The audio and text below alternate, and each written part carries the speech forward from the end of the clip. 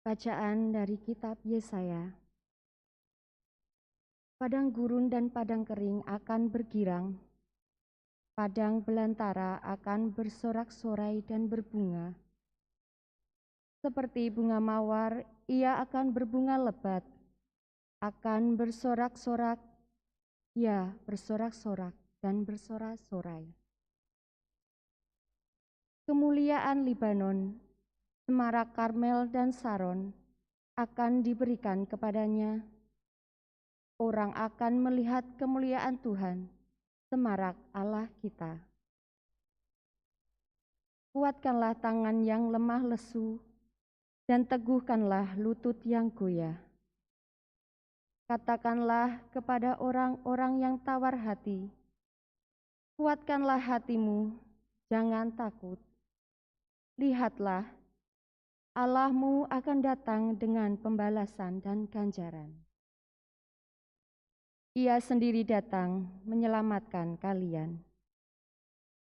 Pada waktu itu, mata orang-orang buta akan dicelikan, dan telinga orang-orang tuli akan dibuka. Pada waktu itu, orang lumpuh akan melompat seperti rusa, dan mulut orang bisu akan bersorak-sorai. Sebab mata air memancar di padang gurun, dan sungai di padang belantara. Tanah pasir yang hangat akan menjadi kolam, dan tanah gersang menjadi sumber-sumber air. Di tempat serigala berbaring akan tumbuh tebu dan pandan. Di situ akan ada jalan raya yang akan disebut Jalan Kudus. Orang yang tidak tahir tidak akan melintasinya, dan orang-orang pandir tidak akan mengembara di atasnya. Di situ tidak akan ada singa, binatang buas tidak akan menjalaninya, dan tidak akan terdapat di sana. Orang-orang yang diselamatkan akan berjalan di situ, dan orang-orang yang dibebaskan Tuhan akan pulang dan masuk ke Sion dengan bersorak-sorai. Sedang sukacita abadi meliputi mereka. Kegirangan dan sukacita akan memenuhi mereka. Kedukaan dan keluh kesah akan menjauh. Demikianlah sabda Tuhan. Syukur kepada Allah. Allah sendiri datang menyelamatkan kita. Allah sendiri datang menyelamatkan kita. Aku ingin mendengar apa yang hendak difirmankan Allah. Bukankah ia hendak berbicara tentang damai kepada umatnya? Sungguh, keselamatan dari Tuhan dekat pada orang-orang takwa, dan kemuliaannya diam di negeri kita. Allah sendiri datang menyelamatkan kita. Kasih dan kesetiaan akan bertemu. Keadilan dan damai sejahtera akan berpelukan. Kesetiaan akan tumbuh dari bumi, dan keadilan akan merunduk dari langit. Allah sendiri datang menyelamatkan kita. Tuhan sendiri akan memberikan kesejahteraan, dan negeri kita akan memberikan hasil. Keadilan akan berjalan di hadapannya, dan damai akan menyusul di belakangnya. Allah sendiri datang menyelamatkan kita. Haleluya, haleluya,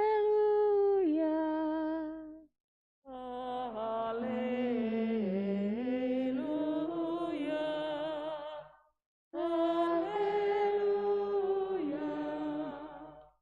Lihat Raja kita, Tuhan semesta alam datang.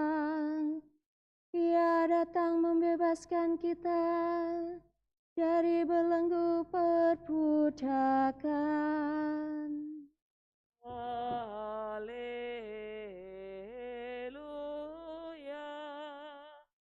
haleluya.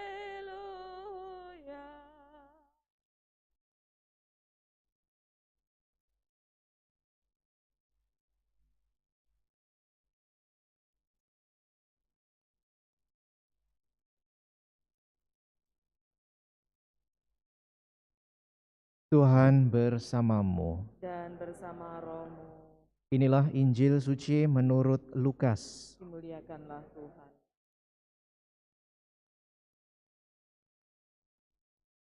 Pada suatu hari ketika Yesus sedang mengajar, ada beberapa orang Farisi dan ahli Taurat duduk mendengarkannya. Mereka datang dari semua desa di Galilea dan Yudea dan dari Yerusalem. Kuasa Tuhan menyertai Yesus sehingga ia dapat menyembuhkan orang sakit. Maka datanglah beberapa orang mengusung seorang lumpuh di atas tempat tidur. Mereka berusaha membawa dia masuk dan meletakkannya di hadapan Yesus. Tetapi karena banyaknya orang di situ, mereka tidak dapat membawa masuk. Maka mereka naik ke atas rumah dan membongkar atap itu. Kemudian mereka menurunkan si lumpuh ke tengah-tengah orang banyak, tepat di depan Yesus. Ketika Yesus melihat iman mereka, berkatalah ia, "Hai saudara, dosamu sudah diampuni." Tetapi ahli-ahli Taurat dan orang-orang Farisi berpikir dalam hati, siapakah orang yang menghujat Allah ini? Siapa dapat mengampuni dosa selain Allah sendiri? Akan tetapi, Yesus mengetahui pikiran mereka, lalu ia berkata kepada mereka, "Apa yang kalian pikirkan dalam hati? Manakah lebih mudah mengatakan, dosamu sudah diampuni, atau mengatakan, bangunlah dan berjalanlah? Tetapi supaya kalian tahu bahwa di dunia ini Anak Manusia berkuasa mengampuni dosa." Lalu Yesus berkata kepada si lumpuh, "Aku berkata kepadamu, bangunlah, angkatlah tempat tidurmu dan pulanglah ke rumah." Seketika itu juga bangunlah orang itu di depan mereka, lalu mengangkat tempat tidurnya dan pulang ke rumahnya sambil memuliakan Allah. Semua orang takjub lalu memuliakan Allah. Mereka amat takut dan berkata, "Hari ini kita telah menyaksikan hal-hal yang sangat menakjubkan." Demikianlah sabda Tuhan. Terpujilah Kristus.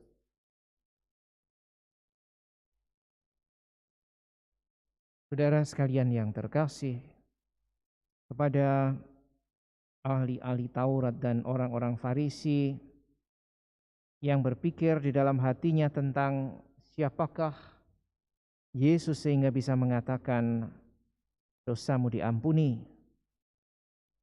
Yesus memberikan pertanyaan, mana yang lebih mudah mengatakan dosamu sudah diampuni atau mengatakan bangunlah dan berjalanlah? Dan lalu kemudian Yesus setelah itu malah mengatakan, bangunlah, angkatlah tempat tidurmu dan pulanglah ke rumah. Maka di atas keberatan dan pertanyaan ahli-ahli Taurat dan orang-orang Farisi di dalam hati, Yesus justru mengatakan dua-duanya. Mengatakan tentang pengampunan dosa, tetapi juga ajakan untuk bangun dan mengangkat tempat tidur untuk kemudian pulang ke rumah. Saudara sekalian yang terkasih, maka dua hal ini justru menunjukkan betapa Yesus menunjukkan kuasa dan belas kasih-Nya. Kuasa untuk mengampuni dosa, tetapi juga belas kasih terhadap orang yang dipandangnya amat menderita. Sakit semacam ini pada zamannya tidak jarang dipandang sebagai sebuah bentuk dosa sehingga patut dihukum oleh Allah dengan penyakit seperti itu. Perkataan Yesus yang mengampuni dosa tetapi sekaligus juga mengajak untuk bangun justru menunjukkan betapa Allah yang berkuasa itu adalah Allah yang berbelas kasih. Bukan Allah yang semena-mena memberikan hukuman. Tidak juga Allah yang memberikan kehancuran di dalam diri manusia. Sebaliknya, Allah yang dihadirkan Yesus adalah Allah yang amat menaruh perhatian pada keselamatan manusia. Maka mari saudara sekalian yang terkasih, kita juga senantiasa berani mengandalkan Allah di dalam hidup kita, karena Ia sungguh menginginkan keselamatan di dalam diri kita masing-masing.